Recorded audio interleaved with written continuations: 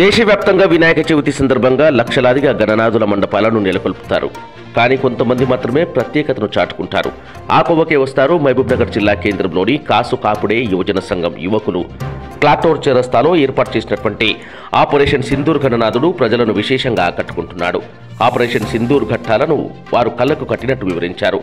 ఈ సందర్భంలో తన కళాశాలలో చదువుతున్న విద్యార్థులను జయప్రకాష్ నారాయణ ఇంజనీరింగ్ కళాశాల చైర్మన్ కెఎస్ రవికుమార్ ప్రత్యేకంగా అభినందించారు.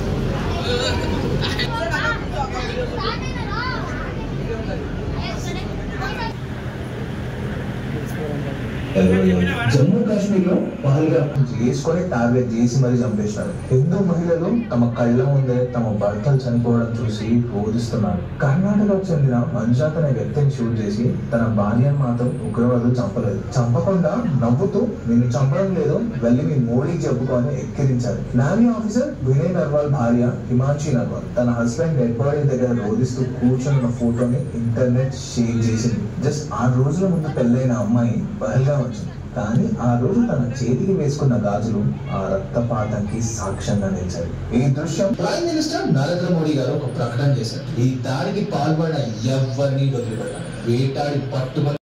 కాశీకాపుడి యువజన సంఘం వారి ఆధ్వర్యంలో వారి సొంత ప్రాంగణమైన ఈ కాశీకాపుడి యువజన సంఘం సమాజం యొక్క ప్రాంగణంలో ఒక యావత్ తెలంగాణ రాష్ట్రమే కాకుండా వినాయకుడిని పూజించి అందరికీ ఆదర్శంగా ఉండే విధంగా ఆ గణేష్ మహారాజును స్మరిస్తూ కోమలు వాళ్ళ team members Nagaraju, Vikram, Nagarjuna, Nikhil and Venkatesh గారు వీరందరూ కూడా ఇంజనీరింగ్ స్టూడెంట్స్, మా కాలేజీ విద్యార్థులు.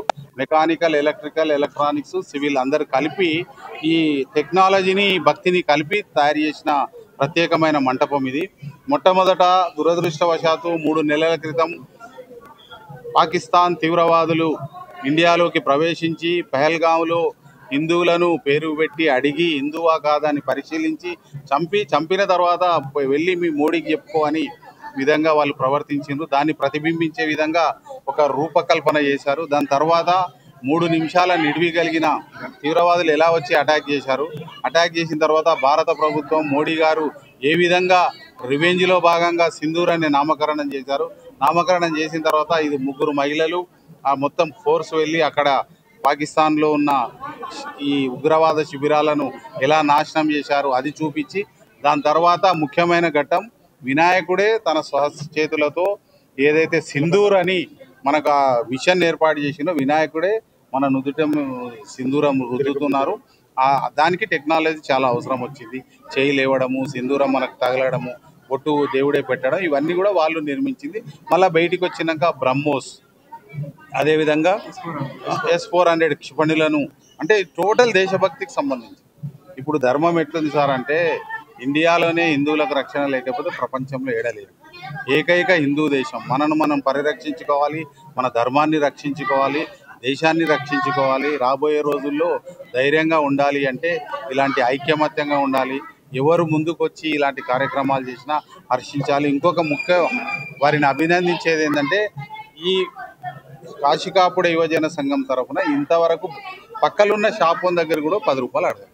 చందాలు అడగకుండా, ఎవరిని దేహి అనకుండా వాళ్ళు వ్యాపార కుటుంబాలు. ముత్యాల చంద్రయ్య గారు అంటే మహబూబ్నగర్లో ప్రముఖ వ్యాపారవేత్త. ఒకప్పుడు ప్రకాష్ అన్న గురించి అందరికీ తెలుసు. ఇక్కడ ప్రతి ఒక్కరూ స్వశక్తితో వ్యాపారాలు చేసి ఎదిగిన వాళ్ళే. వాళ్ళు ఎవరిని చందాలు అడగకుండా, ఇది కూడా ఒక ఆదర్శం. ఎందుకంటే చాలామంది వినాయకులు అంటే ఏముందబ్బా యువకులందరూ కలిసి బయట చందాలు అంటారు.